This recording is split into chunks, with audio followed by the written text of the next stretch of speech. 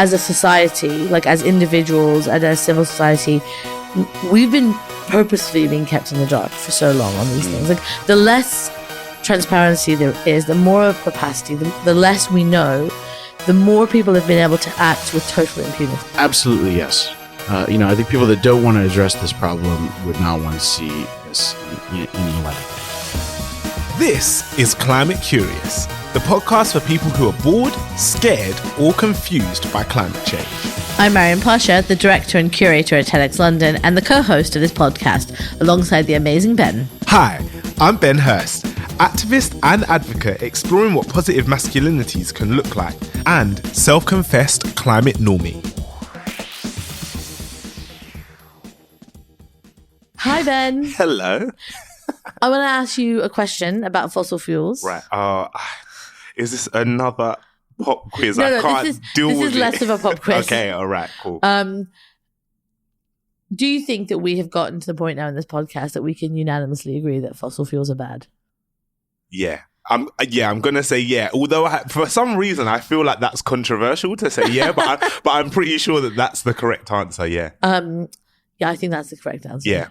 Renewables, that's where it's at. Yeah. Yeah. And I think one of the questions when I think about something being, okay, bad is a moralistic term, but something being like, we should no longer be using this. Yeah. I always think of like, how bad? Like, I want to understand the detail, if that makes sense. Right. Because it's one thing to be like, oh, these things are harmful. That's cool. Yeah. But, when you really want to dig into it, you just want to understand the details, right? Yeah. Are we talking about like smoking cigarettes or eating what's-its? Like, at what length end of the scale are we at? I mean, That's such a random analogy, sorry. I would say we're on the more on as if the planet was smoking cigarettes. Right, yeah. Of the scale of what's it to cigarette rather than rather than the planet eating I'm a bit resentful that what's-its are on the scale, personally. Sorry. Right. So how bad, right? This is the question. How bad are they? And how do we even know this information? And I'm a big data person. I like my numbers. Yeah. I like my geekery. Yeah. So super, super excited to have our guest on the show this week. Today, we're joined by a rather cool dude, Rob Shurek, who's the executive director for North America at Carbon Tracker. Now, some of you remember we had Mark Campanelli, Carbon Tracker, on a few weeks ago. Mm-hmm. You will remember his infamous climate confession. If not, go back and listen to that episode. And Rob, you're going to tell us a bit about how bad and what that even means as a question. Yeah, I'm going to tell you about that. That's right. So we are working on a global registry of fossil fuels. And, you're asking the question, how bad? Well, the top line numbers are in that database. And really what it is we've got somewhere between 7 and 8 times the amount of fossil fuel reserves in the world that we could safely burn and have just a 50% chance of meeting the 1.5 degree centigrade target. 7 to 8 times the amount. Yeah. So we could do it 7 or 8 times over and still be cool. No. Oh, right, okay. I was like, that is a lot of times. Wait, what does that mean then? 7 to 8? Let's unpack that a little bit, because that is like from my perspective, that's like a very odd number. So let's get into what that means. Yeah. So, you can imagine that, the atmosphere can only contain so much carbon before the planet warms. And when we burn fossil fuels, we emit that carbon. And what it's saying is we have somewhere between, depending on the probability you want to meet that target, between 300 and 400 gigatons of carbon that we could still put up in the atmosphere. And have some chance of not making the planet get too warm. 7 to 8 times means we've got 7 to 8 times that amount that the world is calling reserves. And I should tell you this, there's fossil fuels in the ground everywhere. A reserve is not just the fossil fuel that's in the ground. A reserve is something that somebody has said, we can get that out of the ground at a reasonable cost. Right. So these are things that market economies will likely dig up if we don't do anything about it. Right. So if we're talking about like extractable things that we can actually, or people can get their hands on now if they want to, and you're saying there is 7 times the amount that we can burn and still survive, or we can burn and still the planet not get too warm, times that by 7 or 8, and that's the amount that there is accessible. That's right. Oh my gosh, that's just stupid, really, isn't it? I mean, this is worrying, I think, in a way. The question I have is, there are these reserves globally. Are there restrictions on how much we can pull out? Basically, no. In fact, there are no restrictions, and you probably have heard of the Paris Agreement. You know, tell listeners who've kind of heard of it but don't know what that is, what the Paris Agreement is. Yeah, so the Paris Agreement in 2015 was part of a global process where people came to an agreement to limit warming to well below 2 degrees and preferably no more than 1.5 degrees centigrade, which is based on scientists saying if we go beyond that, we start having catastrophic problems. Right. We start having coral reefs die. We start having ice caps melt. Really, really bad things, some of which may be happening even before that. Yep. But let's not talk about that part right now. Right. So we'll come back to that. Swing back around. Yeah, that's more bad news. So the point is, what we are looking at is, okay, well, how much more carbon can we put in the atmosphere for that? And we see that it's going to be this massive amount. I mean, that we don't have much left, but we have a massive amount available to do that, and there are no restrictions on it. That Paris Agreement that I mentioned, it doesn't have any restrictions on fossil fuels, even though they're the main driver of warming.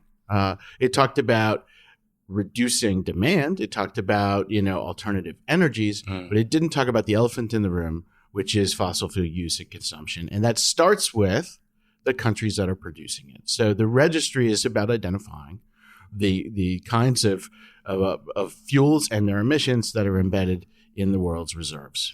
And so we're talking coal, oil, and gas, right? That's right. You said that we have the big picture numbers. Like on a planetary level, we know that we have these reserves. What do we know on a planetary level? And I know that the work you're doing is kind of drilling down a bit more. Tell me a little bit about, what do we know and why do we need more detail? Yeah, so what do we know? I'm going to interpret that to mean, what do we know publicly? What do we know that's out there in the public domain? Right. Because there is an important twist here. There's a difference between what we know publicly and what we know privately. Absolutely, because let me get to that. Okay, sorry. You touched on Ben's interest area. I'm like, conspiracies, eh? Yeah. That's exactly right. So what we know in the public domain, we have a general sense. We have a number of groups, multilaterals, some corporations, and also agencies of governments that look at the big picture and could say, this is how much the volume of reserves that we have globally. But we don't have that information at the level at which decisions are made. What is that level? That level is when a government decides to give a license for a field, or a company decides to sanction a project. That means do it, at the field level, or when they spend money to develop the field to get their fossil fuels out, or when they go back to the government and say, we need to renew our license on this field. And so we don't have that information. And so all the decision points just go by us in a flash. We don't really think about, okay, is it appropriate for us to sanction another coal mine or another oil and gas field? We don't have it. And here's the thing. You might think, okay, well, our company is going to keep all this information private. But they certainly would like to. But in almost every instance, these are public-private partnerships. Only in the U.S. do you have a lot of private ownership of mineral rights. Almost everywhere, governments own it. So governments are often entitled to have information about the fields that the companies go get. Why don't they put that out there in the open and let people really see and understand what's going on at the license level? Okay, so we're talking about people being able to see or being able to identify where the problems are being caused, or like who is building what, who is extracting what, who is doing whatever they're doing. You're saying that on a big scale, we know roughly what is happening around the world, but like on a local level, we're not so sure who's doing it, and we maybe do know, but because we're not logging it, nobody's able to stop it. Yeah, that's right. We're not measuring it at the local level in a way that people who care about this issue can deal with, and so we can't manage it. I'll just give an example of how it might work. Yeah, there is some data for some countries. So we have what we would call dense data, meaning as opposed to sparse. meaning we have some amount of useful information about an individual field. We have that for about 15% of global production today. Oh. Okay. So most of it is informationally dark. We don't have any, information about what is there. But in that 15%, we have some interesting examples. Like Norway has, we can look and say, okay, well, here's the emissions from the 10 most emitting fields in Norway. Mm-hmm. You could imagine the Norwegian government might someday come and say, well, we want to reduce emissions from these fields now. We know we have to do that. And so we have to make some tough policy choices about it. And maybe we're going to go get another country that also produces fossil fuels and get them to agree to do that as well. Okay? So this is the kind of information that will allow them to think about that. But beyond that, let's say they decide they don't want to do that. Like, no thanks. Let somebody else cut. Okay. Well, the government decides they don't want to do it. Yeah, the government decides they don't want to do it. Well, okay. Well, maybe the opposition parties, maybe civil society, maybe others can step in and say, wait a minute, hold on. We need to do our share as well. But for them to be able to make that argument, they need that data. And that's what we want to make available to them. Okay. So that's where the transparency part of it comes in. So you've made a registry. What kind of data are you gathering and will be available? Great. So I think the best way to think about it is a database of databases. So there so there's Marion Space. It's like a list of lists. Yeah. So we have databases all around the world. The Energy Information Agency in the U.S. BP publishes some data. Norway publishes data. Canada, Mexico, so on and so forth. But it's not all collected in one place, nor is it built for doing things on climate. But I won't go down that road right now. So we're bringing together all this data in one place so that you can look at it. And what kind of information do we have? Well, we have information on reserves. How much is there, right? Production. How fast is it being produced out of the ground? Emissions. Okay, well, that's actually more complicated than you might think. There's carbon dioxide emissions.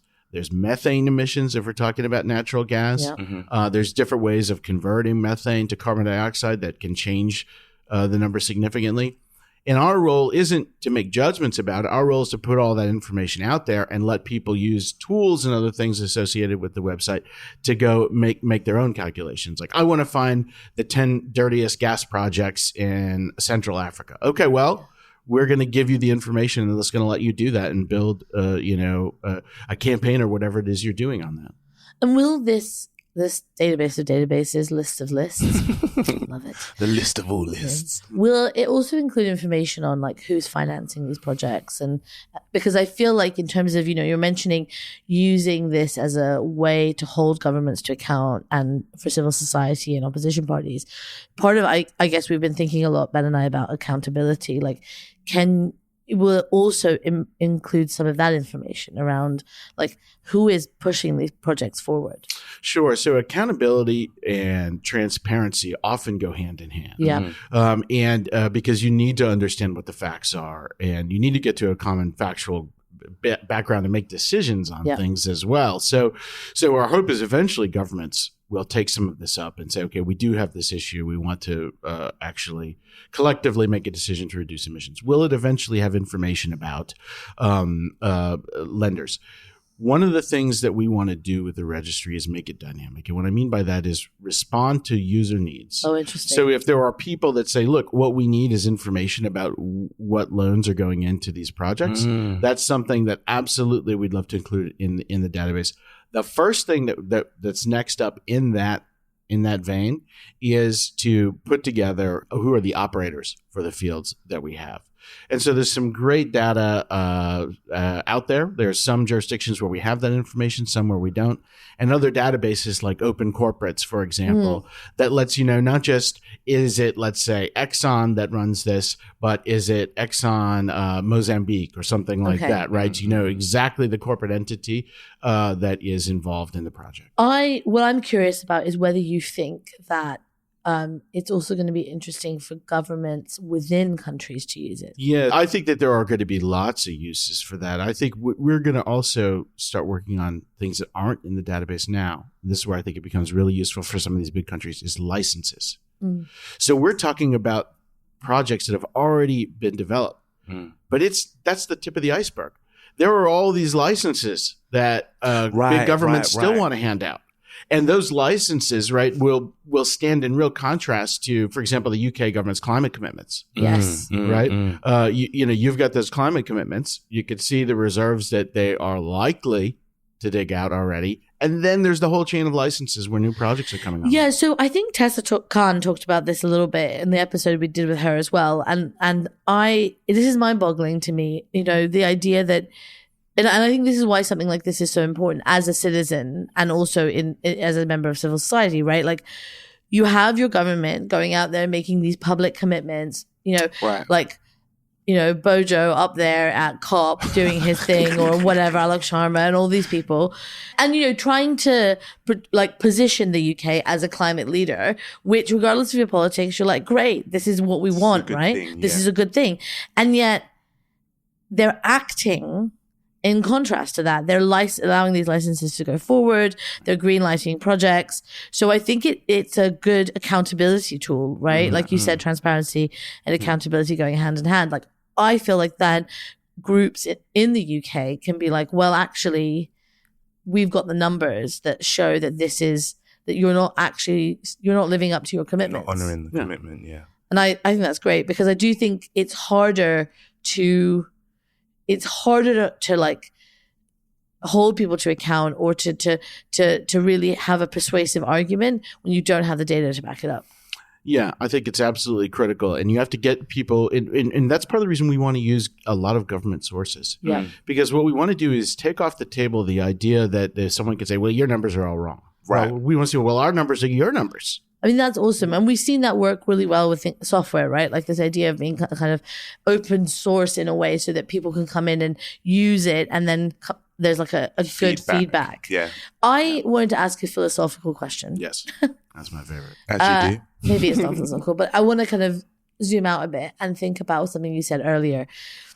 The more we do this podcast, the more people we talk to, the thing that I start to think about is how we've, as a society, like as individuals and as civil society, we've been purposefully being kept in the dark for so long on these things. Like, the less transparency there is, the more opacity, the less we know, the more people have been able to act with total impunity. Yeah. And I'm just curious to know, in your experience, is that true? Is there for certain organizations a vested interest in keeping this information out of the public domain? Absolutely, yes. I think people that don't want to address this problem would not want to see this in the light of day. That's scary, isn't it? My God, that was a twist, a turn. But I mean, yeah. So what? Who what has the response been? Like, or have you had a response, like, from not necessarily to name specific people or companies or whatever, but like, what's the feeling been around the campaign or around the resource? Yeah, well, I mean, I should say, even though what I said may have been a bit conspiratorial, I didn't mean it like, it's not like someone. It's just me. It's not you. Don't worry, you're good. No one's painted a target on my back, as far as I know, or anything like that. Yeah. Right. So I don't. I haven't had any sort of staunch resistance to it. We've had early engagements with governments, and they've kind of more wanted to watch and see how it develops rather than participate. Right. I think there's going to be some governments that will want to participate, because the same reason that keeping it sort of in the dark, it helps those who want to just continue extracting and not worry about this problem we have called, climate change. There are some governments and others that are turning the corner. They're saying, okay, we know we have to stop producing oil and gas and coal. We have to. And we're ready to, and our citizenry wants us to. Yeah. We're going to follow what they want. And so there are, similarly people on the other side that say, let's shine a light on it. Yeah. I think that's what one of my things is, because it's I've come to understand that, yes, there have always been a couple of people who are bad actors, right? Like, who purposefully kept things hidden and all of that. We know that now, right? But in general, it was more of it's a convenience thing, right? Like, people don't share information, so then they can just do what they want, and they can just not be held accountable because it's easier, right? You could operate more freely, even if you're not doing anything bad, but you can just operate more freely. So important, right? Because the redistribution of information is like redistribution of power, essentially, like a redistribution of the ability to change a situation. And so putting that, not even in the hands of specific people, but just in the open, means that pressure can be applied from every direction. Yeah. In order to enact change, which I think is like fundamental at this point, especially because we're no longer talking about what the solutions are and like, oh, can we do stuff? We know that we can do stuff. It's just about how quickly we can do it. So I guess that becomes really, really important to equip as many people as possible with the ability to do that, to pressure. That's absolutely right. The thing that comes to mind for me right now listening to you is also just because more recently I've been digging into understanding, what do governments and countries count in different ways. And I've realized that one of the things that happens is they're like accountants. They love accounting tricks. So they love moving some set of emissions from them somewhere else so that they can cut it from themselves, or they can not include this here so that decreases. And the more I hear about those examples, the more I feel like we're only screwing ourselves. It's not like if you move your emissions from this country to that country, it doesn't exist. Like, it doesn't warm the planet. It still warms the planet and it still affects all of us. And if there's no way of checking that, then we're allowing these accounting tricks to go kind of unchecked. That's right. I mean, I think of the Paris Agreement, if you will, as the one in 2015, where we all agreed we're going to, get to a 1.5 degree carbon budget as like kind of an agreement, if you will, like we're gonna all eat less cookies. Okay, fossil fuels being the cookies. But the problem is, even though we've said that, we've said, oh, but anybody can make as many cookies as they want to make and put them on the table here in front of us. Yeah, that's what we're doing. And so, it's just ridiculous. Yeah. I would like to take this cookie analogy further and say my thing that I don't like is where Ben has eaten the cookie, but he's left the wrapper with me. So I'm being accused of eating the cookie, but you've actually eaten the cookie. And I see this in real time. I've got 6 nieces, so I know what this looks like, and it's not a good picture. It's not where we want to be. I wanted to ask you, Rob, a last question around this, which is, of all the data you've seen, of all the kind of the kind of tools that you're creating, which one are you most excited about? Like, what is the thing that like you've seen out there that makes you feel like, oh, this is cool? Well, if I could speak to the nerds in the audience, yes, I think it's the tool that combines reserves, production, and scenarios that's in the middle of the country level charts that I think is the most interesting one, because it tells you something about these are all the futures that people see. Okay, and here's how the reserves we have today already sit within those futures. And I think that's the kind of most novel thing.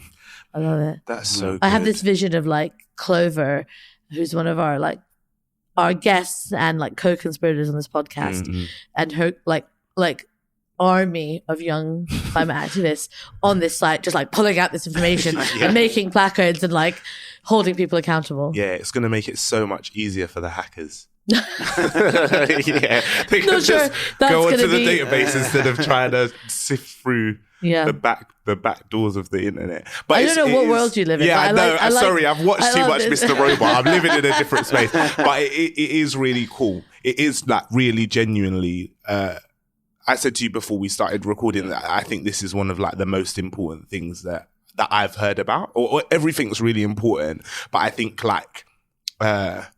Making knowledge available to people is so fundamental, especially when we're all living in an experience or in a time when things have been held back and people have not known what's going on, which has allowed people to act in ways that are harmful to all of us. So I think that's incredible. That's absolutely our hope, because we think, people working are going to come up with things that we haven't even thought of. So I think it's going to be great. And now it's time for our climate confessions. Let's fess up to the bad habits we just can't kick. So I'm going to, I have one in my head. It's probably one you have heard before, I'm going to guess. But it is one that I actually feel guilty about a lot. And it just comes back to me in a flash. You have these guilty moments where you just think about something that happened. You're like, I wish I hadn't done that. Yeah. And then like 5 years later, it happens again. Well, so this was 2014 or 15, I forget. I was invited to go speak at the OECD in Paris. And I live in Texas. I live in Austin, Texas. That's a long flight, right? And I went over there. I was there probably for 3 days. Really didn't have much else to do other than go to the OECD event and then speak. And I spoke for probably 4 or 5 minutes. Then got on a plane to fly home. And I thought, was that worth it? Yeah. I mean, I've never actually brought myself to go figure out how much carbon was wasted in me doing Carbon that. per minute. Yeah.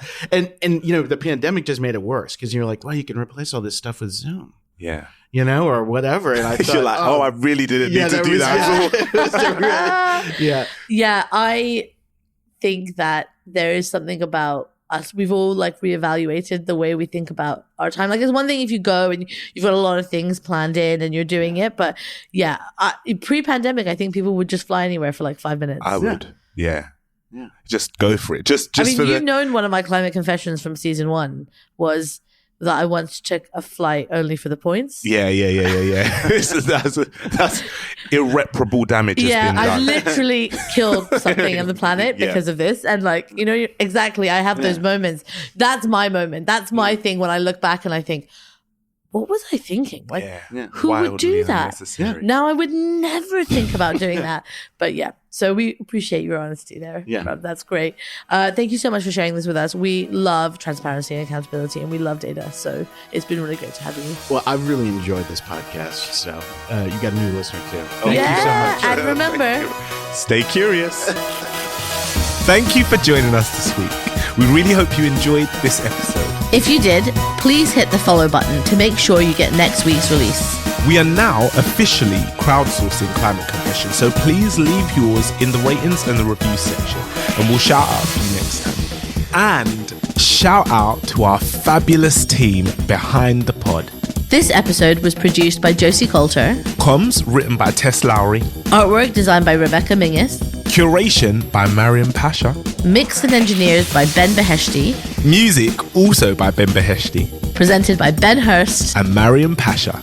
Remember, stay curious.